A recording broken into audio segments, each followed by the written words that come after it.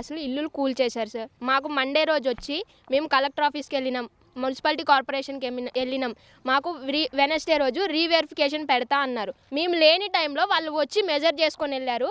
మేము కలెక్టర్ ఆఫీస్కి వెళ్తే మళ్ళీ మాకు రీవెరిఫికేషన్ పెడతా అన్నప్పుడు సరే అని మేమందరం లేని టైంలో వీళ్ళందరూ వచ్చి వన్ సైడ్ మాట్లాడుతుంటే వెనక సైడ్ నుంచి వచ్చి జేసీబీ తోటి మొత్తం కూలగొట్టేశారు. మేము కాలేజీ పిల్లలం, మేము 4 days అవుతుంది కాలేజీకి వెళ్ళక, మేము వాష్రూమ్స్ కూలగొడితే మేము ఎటు వెళ్ళాలి అసలు?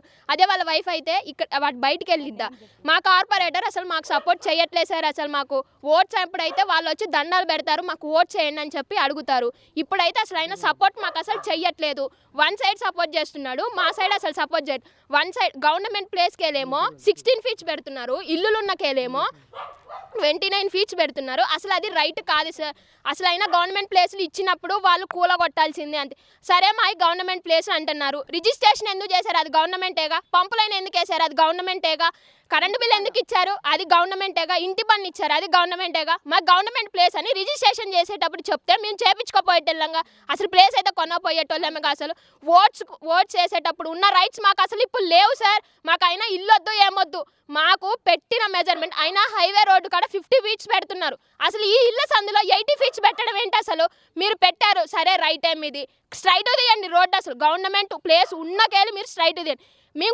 మేము కష్టపడి కొనుక్కున్నాం, ఇల్లులు కట్టించుకున్నాం. మీరు అటు సైడ్ తీసే రైట్స్ మీకు ఉన్నాయి, మేము లేవు అనట్లేదు. నువ్వు స్ట్రైట్ది మా ప్రకారం తీస్తే మా సైడ్ ఉన్న ఇల్లులు మొత్తం సగం పోతున్నాయి. మా సైడ్ ఒకటే బెండ్ చేసి గవర్నమెంట్ ఉన్న ప్లేస్ సైడ్ నువ్వు అసలు తీయట్లేదు నువ్వు. మాకు అది మాత్రం జస్టిఫై జరగాల్సిందే. మాకైతే సపోర్ట్ ఎవరు చేయట్లేదు సార్.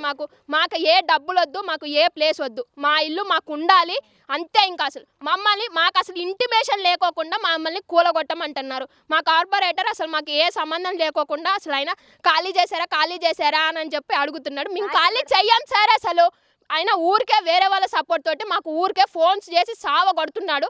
మాకైతే అవన్నీ ఏం అవసరం లేదు. మేమైతే ముందే చెప్తున్నాం, మాకు ఇంతవరకు ఒక్క ఇంటిమేషన్ కూడా రాలేదు. అసలు మాకు ఇప్పుడు కావాల్సింది ఏంటి అంటే, రోడ్డు ఎన్ని మీటర్స్ కొలుస్తున్నారు అసలు కరెక్ట్ కొలవండి. మా ముందు కొలిసి ఎక్కడ వంకర్ లేకోకుండా గవర్నమెంట్ ప్లేస్లోకి మీరు జరిపి కొలవాలి అంతే. మీరు గవర్నమెంట్ ప్లేస్లోకి జరిపి కొలవాలి.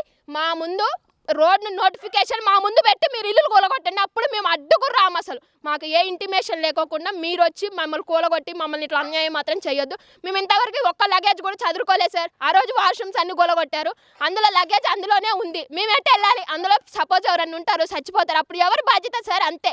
మాకైతే జస్టిఫై జరగట్లేదు, జస్టిఫై జరగాలి. మాకు నోటిఫికేషన్ మాత్రం రావాలి. అది వచ్చినాకనే మేమైతే ఇల్లులు ఖాళీ చేస్తాం అంతే. మీకు అసలు ఎవ్వరూ రైట్స్ కావాలంటే మేము సీఎంతో కూడా మాట్లాడతాం అంతే. మాకు అవసరం లేదు ఇంకా.